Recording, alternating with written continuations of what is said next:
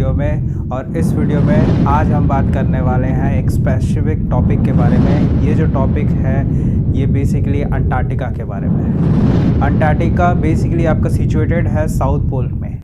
South pole जो है वो अर्थ का साउथ पोल है, वहाँ पर ये कॉन्टिनेंट सिचुएटेड है। और अंटार्कटिका के बारे में आज हम कुछ इंटरेस्टिंग बात देखेंगे, समझेंगे।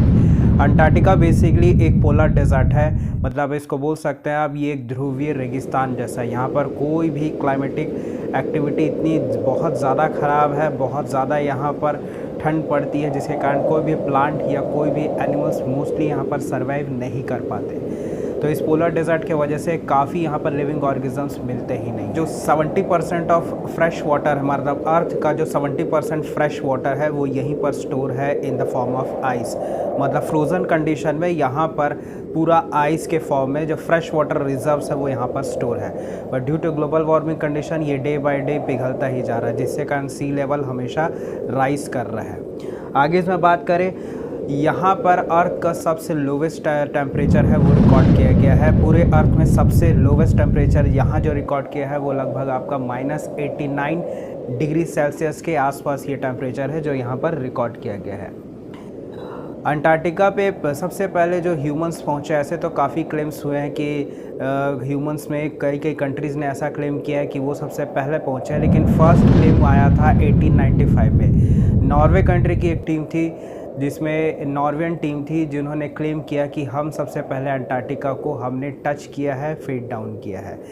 लेकिन उसके बाद कई क्लेम्स आए, ब्रिटिश एक्सप्लोरर्स भी थे, उन्होंने क्लेम किया कि ये लगभग क्लेम आया आपके 1909 के आसपास, और उन्होंने ये क्लेम किया कि हम यहाँ पर पहले पहुँचे, और उन्होंने ये क्लेम किया कि वो इस साउथ पोल के मैग्नेटिक पोल्स के पास पहुँचे हैं। बाद में ऐसा भी क्लेम्स आए कि जोग्राफिक पोल के पास भी फिर से एक नॉर्वेन टीम गई, वो 1911 में उन्होंने क्लेम किया कि हम यहाँ पर जोग्राफिक पोल पे हमने सबसे फर्स्ट रीच किया है।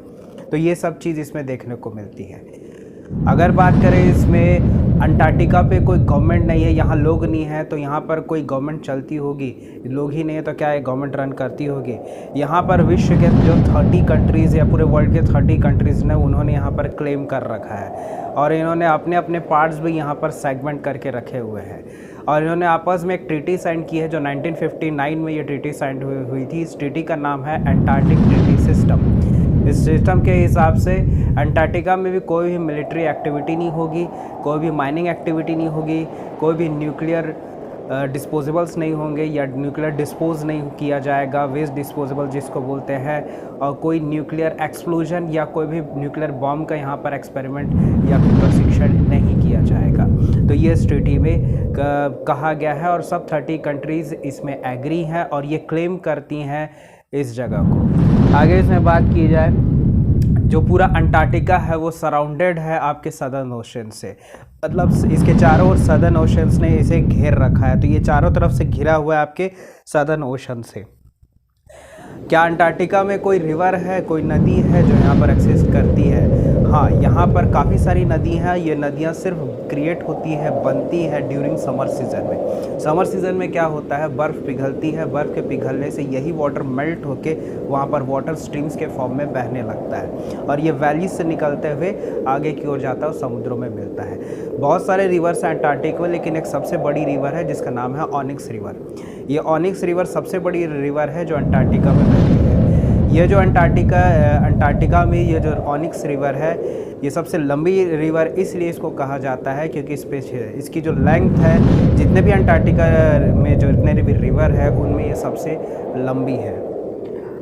आगे इसके बाद बात करें, ये जो रिवर है वो कहाँ से कहाँ तक फ्लो करती है? ये आपके पश्चिम दिशा या वेस्टवर्ड डायरेक्शन में फ़्लो करती है, जो राइट वैली से निकलती है और उसी की ओर ये बहती है।